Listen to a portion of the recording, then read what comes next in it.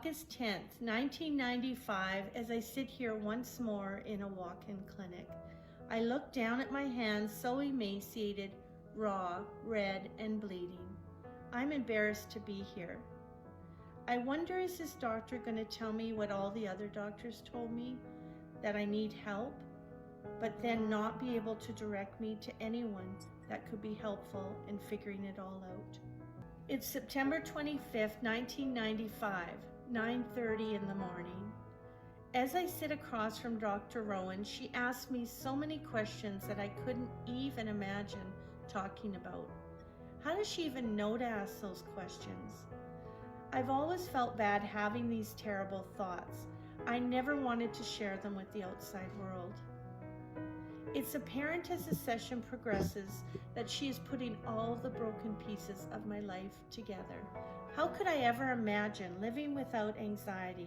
Maybe these behaviors and thoughts are just who I am and who I've become.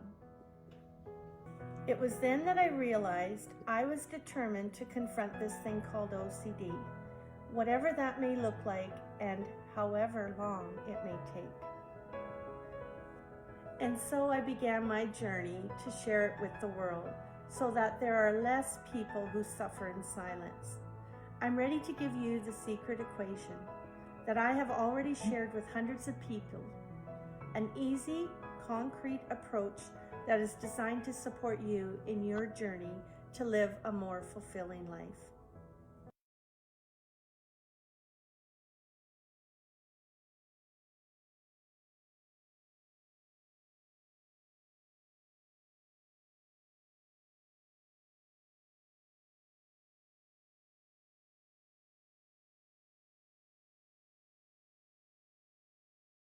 Hello, everyone, and welcome.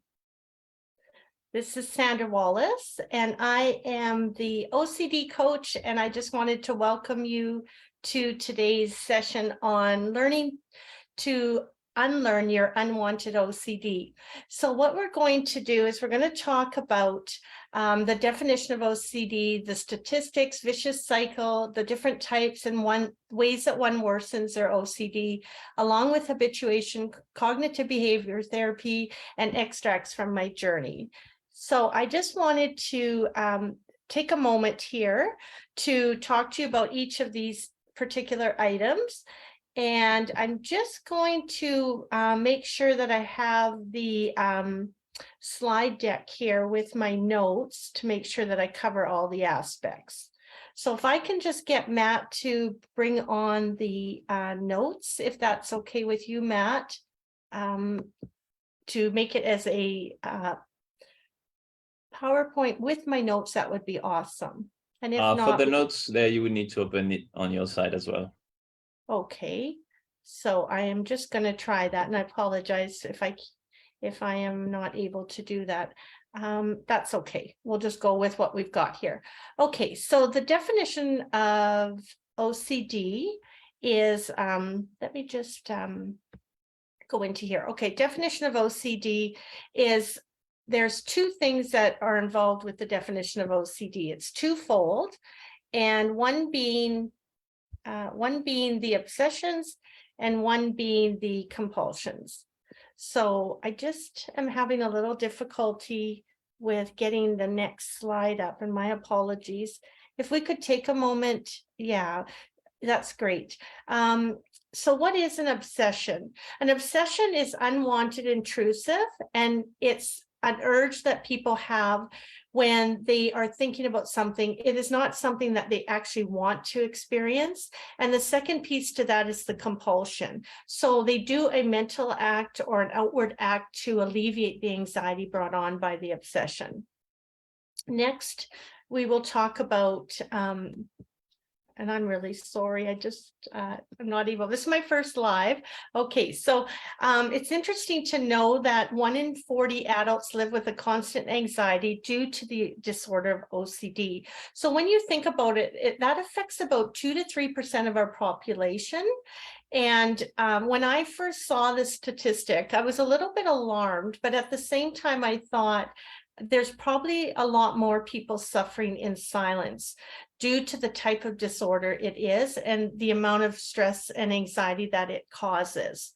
Next, we're going to just look at living in isolation. There's a lot of individuals that live in isolation due to the obsessions that one experiences because of the shame and guilt that it often triggers. It can be very debilitating. So a lot of times people will go through decades without seeking professional help or even reaching out to family or loved ones because of the shame and guilt attached to their obsessions. Next, we'll talk about the vicious cycle. This is what I refer to as the vicious cycle of OCD. What happens is we start with an obsession, which is the very top here. I sometimes refer to it as a clock or this type of cycle. So the very first thing a person experiences is an unwanted, intrusive thought, image, or urge. And with that type of thought, image, or urge, the person starts to create anxiety as it associates with the type of obsession. And then what occurs after that is the person has to the person feels compelled to do a compulsion or a ritual. Now those words are used interchangeably. What a compulsion is a outward act, as I mentioned, to alleviate that anxiety, to bring it down. But what people fail to recognize is the relief that it brings, as far as anxiety goes, is very temporary. And then it's just a matter of time before the next obsession takes place. So this can cause a lot of stress for the individual as well. So when we look at our first type of obsession. And I just want to say, before we get started, there's many subtypes of OCD is looked at like a theme, and the subtypes of OCD, there's quite a few of them. There's probably about 18 or more subtypes of OCD. So I'm going to talk basically on the more popular ones, but out of respect to the people living with the ones that we don't touch on, I don't want to dismiss those. They're equally as distressing. So I always tell people the most distressing type of OCD is the type that you have. So we'll start with contamination. Now, with contamination obsessions, we're preoccupied with germs, colors, or surroundings, and they're perceived as life-threatening. Another thing with the contamination is that they avoid objects or places. We avoid objects or places where others may have been in direct contact. Now, I know that the type of contact can vary from one person to another, but often it's things like public places, washrooms. It can be certain events. It just depends on each individual. It can be different for each person. Now, the next part is what is the compulsion that we do to alleviate? And so the compulsions, that some of them are visual outward compulsions, which could be for people to see that you're pulling down your sleeve, you're using your elbow, you're using your foot to flush the toilet, anything to prevent us from having direct contact with an item or a situation. Another thing that people may do is the next part is looking at ways that they may say a certain phrase in mind to cancel out the obsession. So they might say a certain number repeatedly to neutralize the obsession. So these are just a few examples. There's many. So when we look at the next one, and we'll just go to the next slide. My apologies, Matt, if you could. Yeah. Okay. So let's just back it up there. Wearing gloves. So in this situation, if we just go back one, is wearing gloves or dressing in layers. For some of us, it's very obvious that the person is doing things to prevent direct contact with their skin. So people may wear gloves or they might dress in layers so that they're not having anything touch their body at all. So the next type of obsession is called we'll just go to the next screen. I'm sorry. Is checking. So when it comes to obsessions, we can just bring everything up at once if that simplifies it, Matt. Thank you.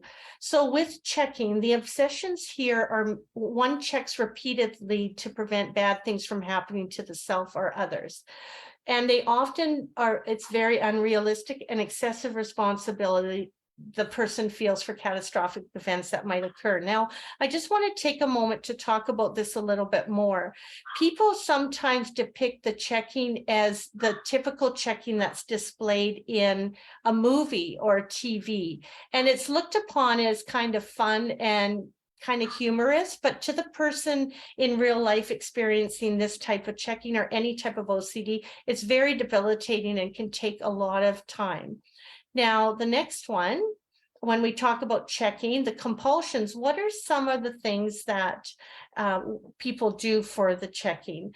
They spend ample amount of time checking. So I know for myself, I would check the stove, the thermostat, the locks, the furnace. I would check different rooms in my house to make sure that everything's off and unplugged. We may retrace our routes in vehicles for fear of hitting pedestrians or causing accidents. Now, this is called hit and run OCD. So we're checking to make sure that we never hit a pedestrian. I know when I was in the initial stages of my OCD, I was checking lights, I was checking tires, I was checking under my vehicle for any kind of trace that I might have harmed somebody. And so the types of checking can vary from one person to another. And before I go any further, I just want to let you know that we've got a special guest here that's going to talk a little bit about his experience living with OCD. And his name is Alex. And I really hope that you're able to stay for the whole duration so that you have the opportunity to meet him, because he's an amazing young gentleman. And I also want to let you know that if you stay to the end, we have a couple freebies for you. So hopefully you can stay with us for the whole length of the webinar. That would be great. Okay, let's go on to the next one.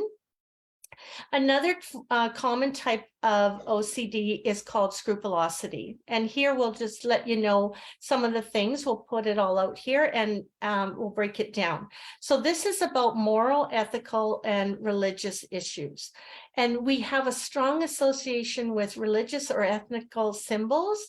And so I'm going to give you just a little bit background on what this is when it comes to the compulsions. So let's look at what someone might do with compulsions when it comes to scrupulosity. So the next slide, when we talk about scrupulosity, a person may involve themselves in repetitive religious practices or seek plenty of reassurance from others, or avoid religious symbols as well. So I'm going to give you an example. I grew up Roman Catholic, so I had to, when I had OCD thoughts that were around religious themes, I had to always say 3 Our Fathers and 3 Hail Marys to cancel out the bad thought.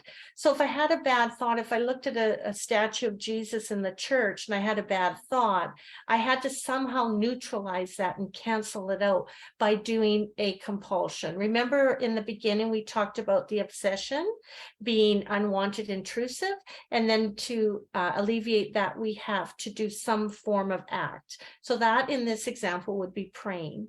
Okay, next, we also have another type, and we'll just go to the next is symmetry. In symmetry OCD, people are often fixated with items or objects requiring to be arranged in certain order, pattern, or location. So now you're probably going to think, even if you're listening to this and you think, well, I don't have OCD, but I do that. I love my pantry organized. I love having everything alphabetically. But the key difference between doing that and someone truly living with OCD is we have a lot of thoughts around this. If we're not able to have everything in systematic order, then we obsess about it until it is in systematic order and until it feels just right. Okay, so another thing would be arranging and rearranging our colors. So when I'm working with one-on-one with clients, sometimes they have all their blue sweaters together, all their red sweaters together, or they lay out their closet and certain things are in hangers in a certain order from different colors, different brands.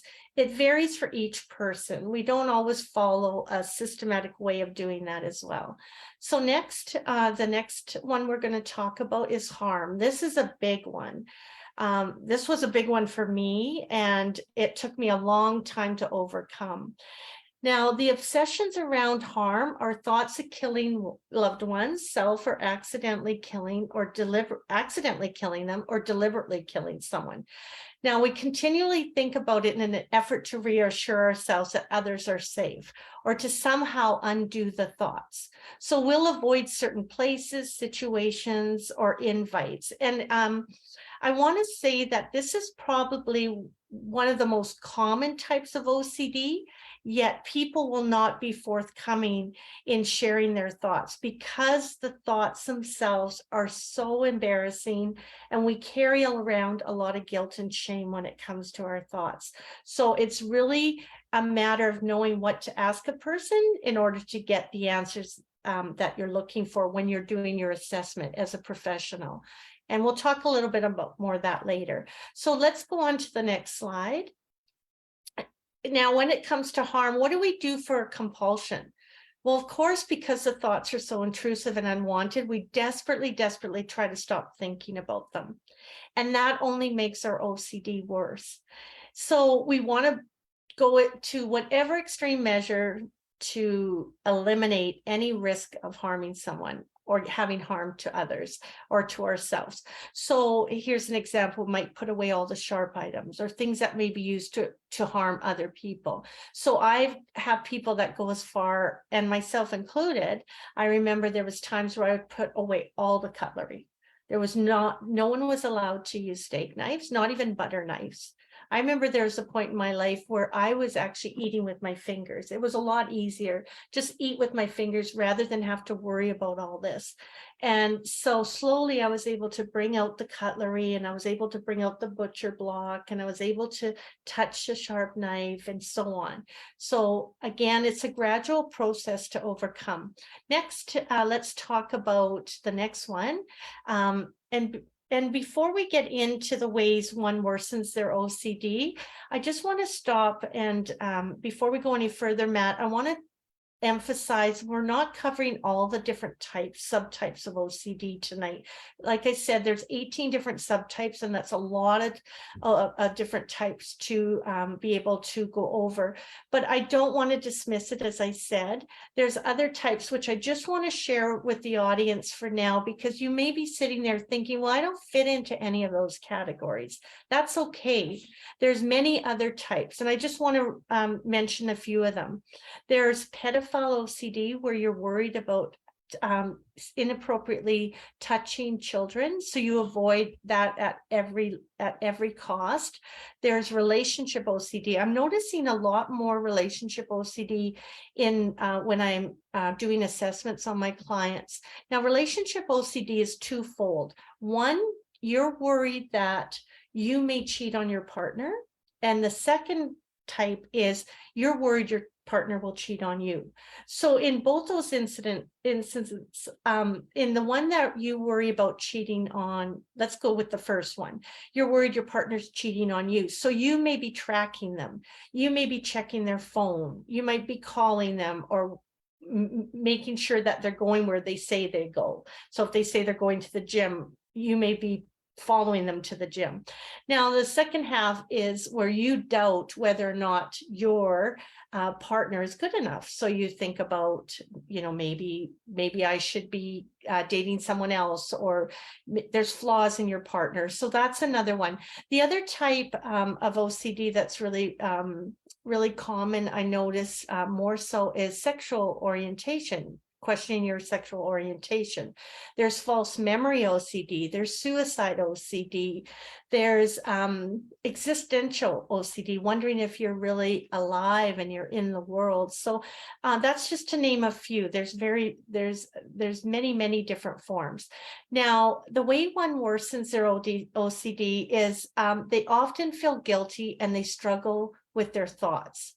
And because they struggle with their thoughts, they make them more persistent and chronic. And so to overcome OCD, one has to let go of this struggle. Now, that's really a lot easier said than done.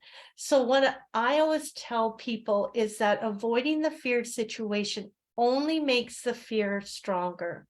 What people don't realize is that by staying in the feared situation, that lessens the fear over time. So I just want to go on to the next slide. Thank you, Matt. So you're not alone. Here's an interesting concept, and I try to educate my clients when I'm working with them and when I'm speaking at events, try to emphasize this is a really important piece, that they are not alone living with OCD, and there's a chain of thoughts. So typically people with OCD think, as you can appreciate from the ones that I did go over, they think catastrophically and have this exaggerated sense of responsibility for themselves. And so therefore recovery has to be step by step. And we need to recognize that familiar cycle or pattern of obsessions and compulsions, like we alluded to earlier with that circle of obsessions, anxiety, compulsions, alleviation, and then it just vicious cycles goes over and over. So what are some of the thoughts that people have when it as it relates to their OCD? Let's just give you a couple. So we have thoughts like, I will be unable to stop thinking about it. Having this thought means I'll go crazy, become violent, or lose control. That's a big one, especially with harm or pedophile. Having a real violent thought means I really want to do it. And thinking about it means I'm a terrible person. Now, thinking about it goes along the whole spectrum of OCD subtypes. Often people living with OCD feel terrible about having the obsessions. Now, they also feel embarrassed. So we must learn, as a coach, I teach people to learn to address the anxiety rather than the obsession. Next, we will talk about, as far as, if we go to the next one, Matt, thank you. I'm not going to spend a lot of time on this, but habituation. We must develop and strategize ways to weaken the mental connection between this actually occurring between what they're thinking about and the distress that they experience from it. So we need to be able to weaken the OCD through practice, and this we call habituation. Now, what I use as an example with habituation is, often I'll use it because most people that don't have OCD can relate to this. When we watch a scary movie, the first time we watch that scary movie, we're terrified. We might have our eyes shut. We might be at the edge of our seat, just gripping onto the couch or the arms or whatever of the chair in the theater. And then we might watch that same movie another time, and we're a little bit more relaxed. The third time, we're kind of opening our eyes. If we watch it a fourth time, we're like saying to people, hey, check this part out. It's really gory, or whatever it is. So that is habituation. The more we're exposed to something, the less frightening it becomes over time. So again, through repeated exposure and increased tolerance of the sensation without engaging in that covert, subtle, obvious avoidance behavior, which we refer to as a compulsion, it will decline. Okay, so next we have 4 main points of habituation. I call it my acronym because everyone learns differently. Some of us are visual learners, some of us are more theoretical learners. In the 4 points of habituation, 4 things have to occur: intensity, frequency, duration, and change. And next, I'm going to skip over the next slide, I believe. If Matt, we could bring that up. Yeah, let's skip over that because I want to make sure that Alex has some time to be able to speak. So what do? Now we know what OCD is. It's unwanted, it's intrusive. It also takes up more than a minimum of 1 hour a day for us. And trust me, for most of my clients, they are focusing on their obsessions and doing their compulsions for a minimum of 6 to 8 hours. So 1 hour is nothing to spend on obsessions. So what do we do to start the process of starting to challenge our OCD? Well, there's a #1 treatment modality out there that's been out there since the 70s. It's called CBT, cognitive behavior therapy. So if we look at it and we break it down, cognitive refers to the specific methods and techniques that help change our faulty belief system, because that's what it is. Our brain has been conditioned and programmed to think faulty. So we need to start pivoting and changing the way we think. And as a result of that, we can change our behavior. We can take actions. The actions that are created in us now with the rituals can be overcome by changing our behavior. And as a result, it's therapeutic, right? So the next slide, we're going to talk about ERP. Now, within that #1 treatment modality, there's a technique called ERP. And it's the most standalone type of technique in therapy that's out there today. It involves gradual exposure to the feared situation, and a person deliberately puts themselves in that feared situation without doing a compulsion. And at first, it can be terrifying because we think to ourselves, the very thing that we've been avoiding for years or months or weeks, whatever it might be, now we're asking you to go into that environment and expose yourself to it. That's the first part. The second part is response prevention without doing a compulsion to bring down that anxiety.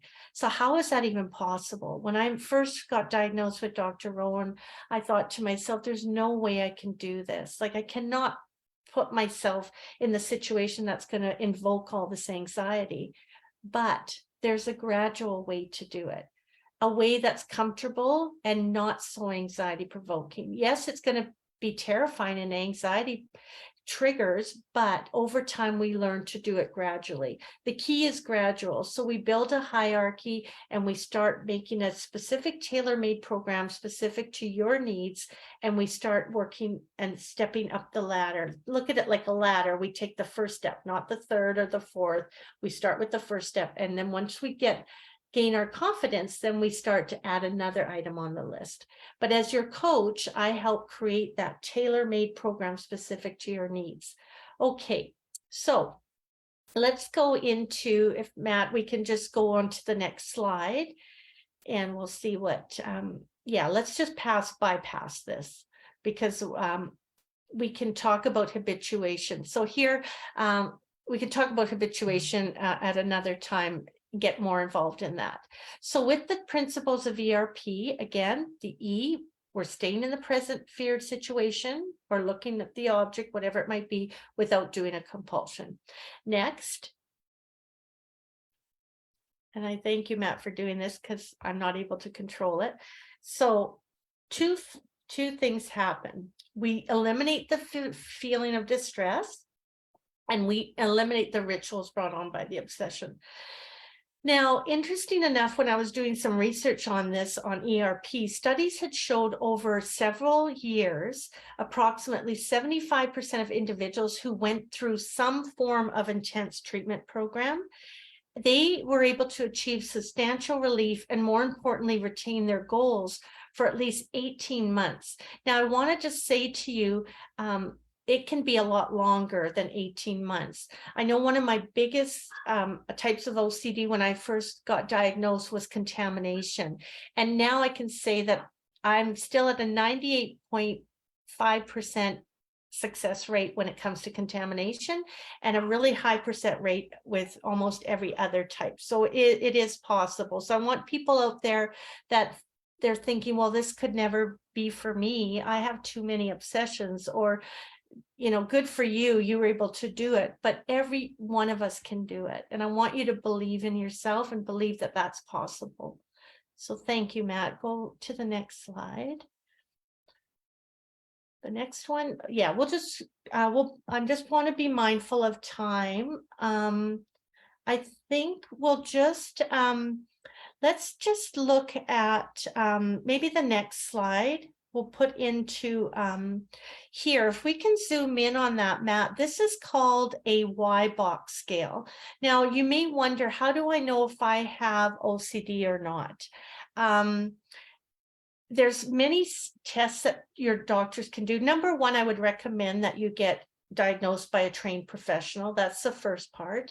Secondly, there's a lot of tests that they work with to find out if it is truly OCD, and it's not something that's maybe causing it outside of OCD.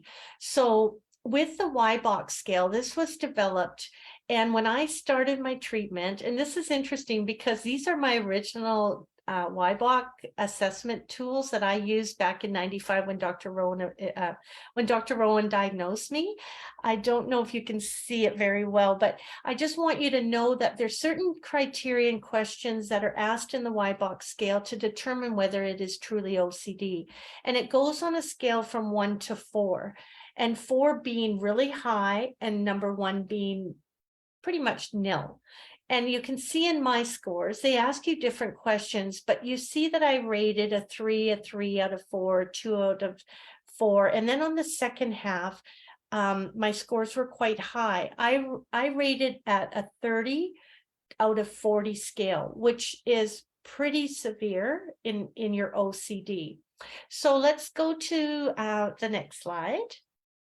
And I just want to bring you to the types of exposure. So what are the types? Well, there's 2 basic types that are the most common. One, in vivo, where we refer to in vivo is real life exposure. So it's a direct confrontation of activities, feared objects or situations.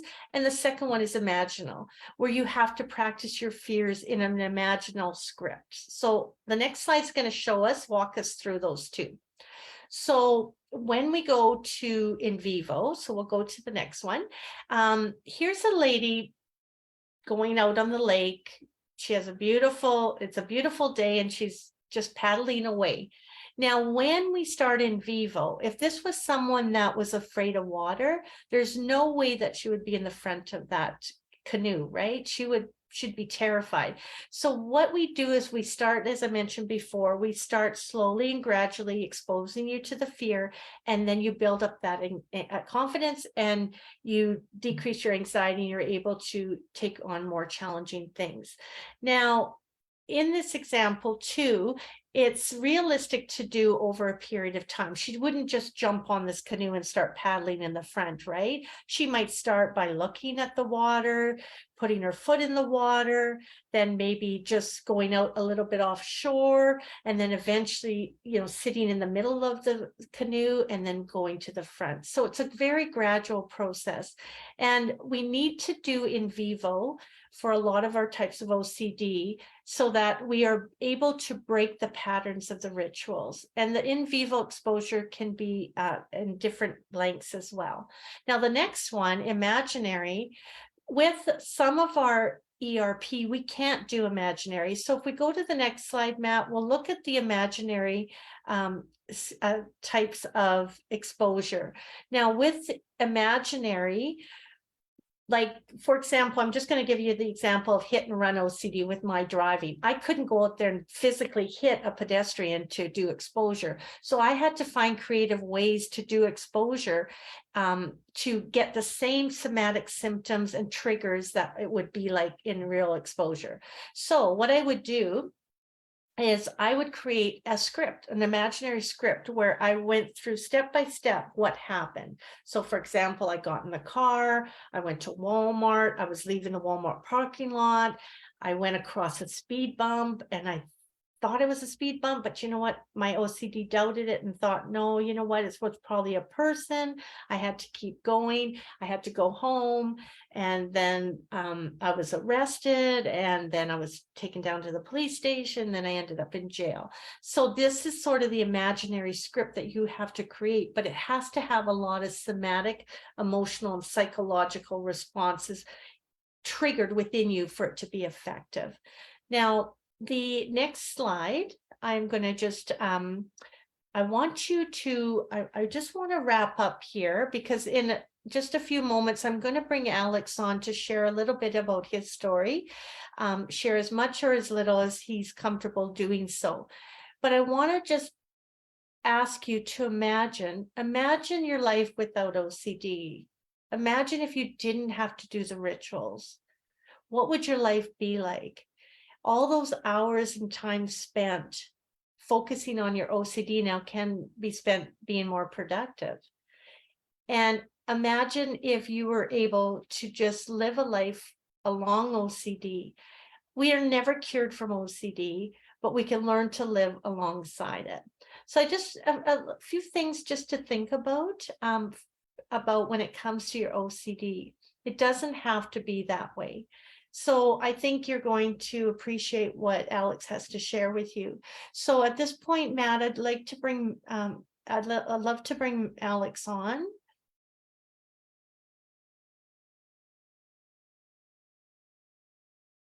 Hi there. Hi, Alex. Hello. Awesome. Okay, thank you Mhm. for coming. So Yeah. this is the part where I want you to share as much or as little as you like about your OCD. And then if anybody has any questions and they want to put it in the chat, then we can address those questions as well, okay? Okay. Mhm. All right.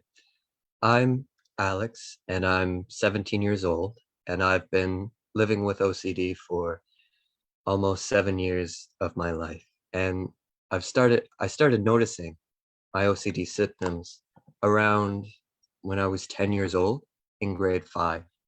But back then, I was just a kid. I didn't really understand what was happening, what these thoughts were that I was having. When I was 10 years old, I would have compulsions to like blink or move my head over and over and over again while I'm at school or while I'm at home, or I needed to block something out of my vision. I needed to tap something over and over and over again. And but when I was a kid, I didn't understand, and I had to do these things in order to avoid something bad happening, in order to avoid catastrophe to my life. And when I was younger, it was often I'm gonna get sick, or someone in my family's gonna pass away, or my brain is gonna change somehow. I'm gonna alter who I am as a person.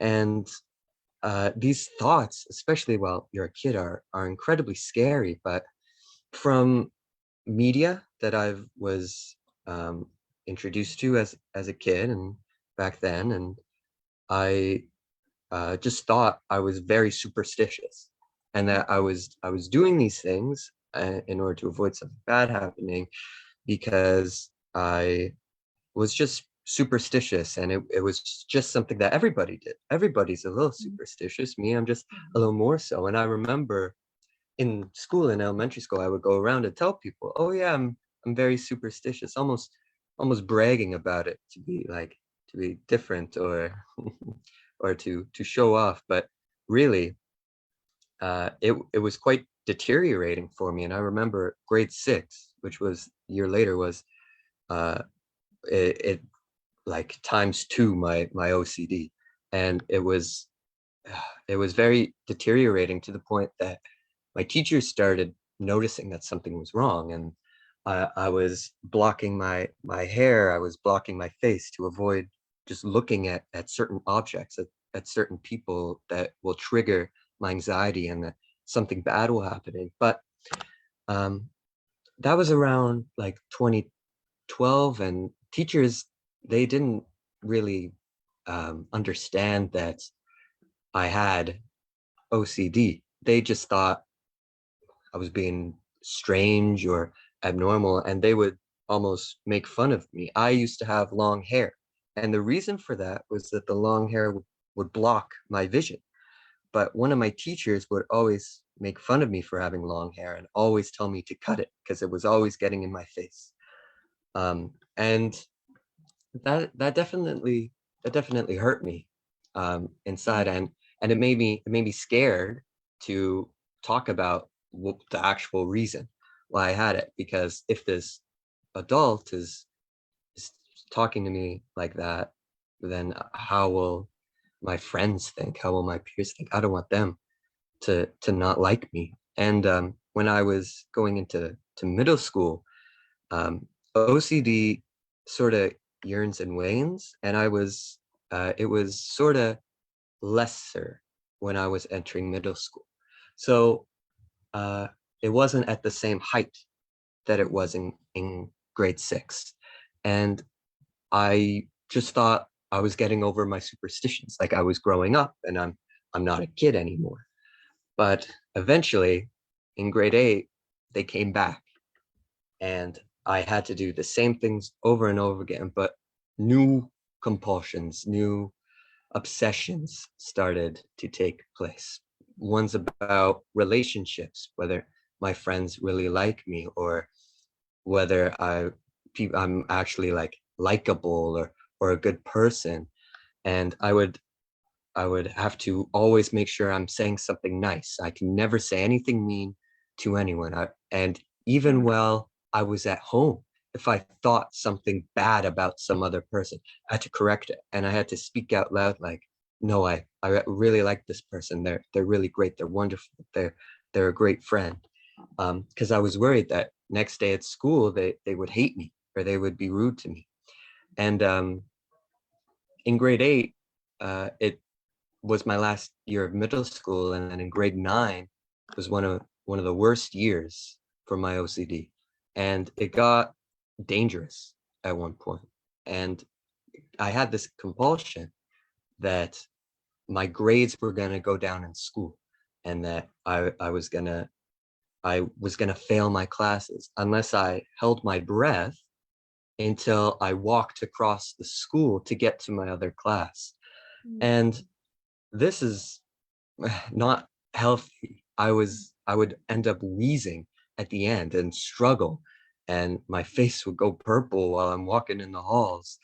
And while this was happening, it was compounded by my other OCD symptoms, such as I had to tap the wall a certain amount of times. I had to tap a desk a certain amount of times. I had to wash my hands over and over again to avoid getting germs or getting sick. I couldn't touch certain people or who might get.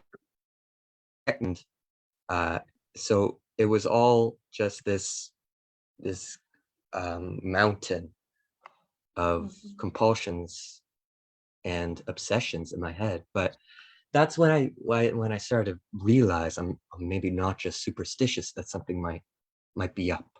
But I didn't talk about it to anyone because I didn't want to be seen as seeking for attention. And I was just a kid. I was 13, 14. I didn't think that like teachers or anyone would take me seriously because of my experience in elementary school of teacher making fun of me for having long hair, and I was afraid of the stigma against mental illness. But then COVID hit, and the stress of being at school, I could just be at home. My OCD lessened yet again. But with COVID being around, that sort of triggered my washing of hands and sanitizing. But I just thought that I was doing what everybody else is doing, washing their hands, sanitizing. Nothing's really strange about that. So through this period of time, it was a lot of like reflecting on, and I thought in grade 10, I thought, maybe I should sort of talk to someone about this if my OCD gets worse again, because I've noticed and I've talked to my friends and I've seen that they don't do the stuff I do. They don't obsess about things that are not realistic. And I knew that these obsessions were not realistic and that they weren't going to happen, but I still had to do the compulsions. I still had the obsessions, and I would still obsess about them, even though I knew they weren't realistic, just in case they did happen, or the thought of them happening was so terrifying that I had to do them. One of my obsessions was that if I didn't count to a certain number before the minute hand hit a minute on a clock, then the whole world would end. Nuclear war would happen. And to have this burden on my shoulders while I'm 13, 14, it's quite heavy. And I remember one time that I didn't do my compulsion correctly and I didn't count a certain amount of time. And I was so terrified for the next like few minutes. I was shaking and I was breathing and my eyes were wide open, but nothing happened. Everything was fine. The day went on. And it sort of confused me because I had tricked myself so well that this was real in the sense that it was terrifying and it could happen. Even though deep down I knew that I didn't have that power over the world, but still there was a chance and I was terrified of that chance of it happening. In my head, there was a chance. And so in grade 10, I was thinking, I need to talk to someone about this if it gets worse again. And at grade 11, it did. And sorting everything that led up to me when I was 16 years old, when I turned 16, it all caught up to me, and it was everything that I had lived with all at once. And I knew this isn't right. And I had heard OCD, and in the years since 2012, since I was in elementary school, the stigma of OCD, especially to young people, had lessened greatly, and people were more open to talk about it, especially about anxiety and depression. And people were much more educated about it. We'd have lessons in school-wide assemblies about mental health and uh, moving on with your life, with even if you have mental health, and how to help yourself. So I saw that as a comfort that maybe my friends, my family, they'd be more understanding. So I talked to my mom about it, and she didn't fully understand the severity of it, but she knew that it was hurting me in some way. And she would tell me like, do you want to see someone? But I was scared of that. So I would say no. But it wasn't until that I met my girlfriend and we started dating that I was finally started comfortable, or I was comfortable enough with someone that was the same age as me, that I told my story to them, to my girlfriend, for the very first time. And that was very therapeutic, very emotional. And from their reaction, I knew that it wasn't normal of me. I was only like 70% sure that I had OCD, because I always had doubt that, oh, I'm just being dramatic. I'm just doing this for attention. But when I came out to my girlfriend about having these thoughts, these obsessions, she said to me like, this is not normal, Alex. I don't have these. And she helped me begin my journey to seek help. And that's when I talked to my mom about it more, and my dad, and talked to my sister about it. And that's when we reached out to Sandra, and we sought help. And now over this journey, it's almost been a year, and I've greatly improved dramatically. And it's like half of what it used to be almost. And I feel like some of the weight has been lifted, not all, but some of it. And every day a bit more of the weight is being lifted, 1 pound at a time. And I feel for young people especially, it's important to come out with your story as early as possible, so that you can get it fixed as early as possible. You can get help as soon as possible, so you can live the rest of your life without having these dangerous and overwhelming obsessions and compulsions. That you can live your life to a degree of normalcy and to live your life relaxed and comfortably. And with this generation in particular, we have the most educated, I would say we're the most educated generation, Gen Z, for mental health ever. And the stigma has definitely gone away. And I've seen that. After I talked to my girlfriend about it and talked to my family about it, I've noticed, or I've talked to my other friend about it, and I've noticed that they've all been very understanding. They haven't judged me. They haven't seen me as weird or an outsider. They've all wanted to help. They've all cared, and it means a lot to me that we live in a world today where people can come out about their mental illness and not be ashamed by society for having it. And I'm just very fortunate to have the help from Sandra and to have the help from my friends and family and everyone around me in my life to help me through my journey, and hopefully in a few years I'll be even better. I'll be in a better space than I am now. And I want to thank Sandra for having me on so I could tell my story, and I hope that it could touch someone in the audience, or that someone could relate to it. And I hope that someone can find meaning in my words and understand what I'm saying, and I hope I can help someone. Wow, thanks, Alex. What a beautiful message you share with us.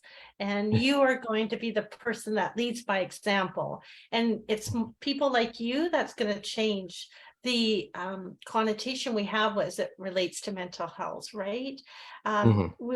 Mental illness does not discriminate. It affects every walk of life, every class, every society, everywhere around the world. So thank you so much for being a part of this. It means a lot to me. And I think you're an amazing young man, and I appreciate you being here. So Matt, is there any messages or chats coming through that, is there any questions that people might have that we can address while we're wrapping up?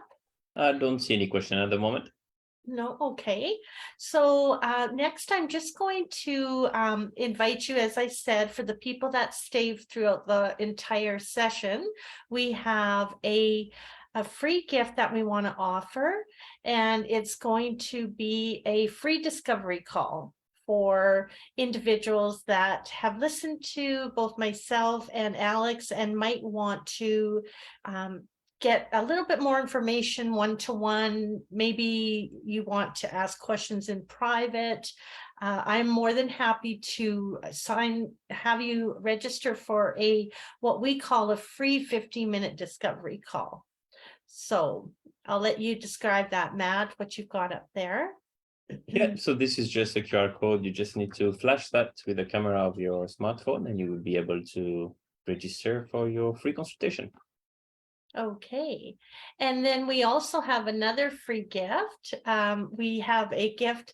I have just published a book last fall on Amazon called OCD Leaves Clues, and we want to offer you a free copy of that book that we can provide for each and every one of you that are listening tonight. So if you would just be so kind to go to our website, www.theocdcoach.com, and let us know that you were a part of this evening, and we will be sure to send out a copy of that book for you. And so all you have to do is go to www.theocdcoach.com, and we will get a book out to you. Just let us know there, or you can send an email to info@theocdcoach.com, and we will get you a book, and we can find out further how you would like that book sent to you. Okay, so before we wrap up, I just want to thank Matt. Matt is a dear friend of mine, and I look at him as a coach as well, someone I confide in. He is from Malaysia, and he's been with me from the very start of my business. And so there's a lot of things that I can't do without him, and this is one of them. So thank you, Matt, for being a part of it. Thank you, Alex. And I hope that everyone can take away something from this evening, and we will meet you there, hopefully on our website or our email. Take care, everyone.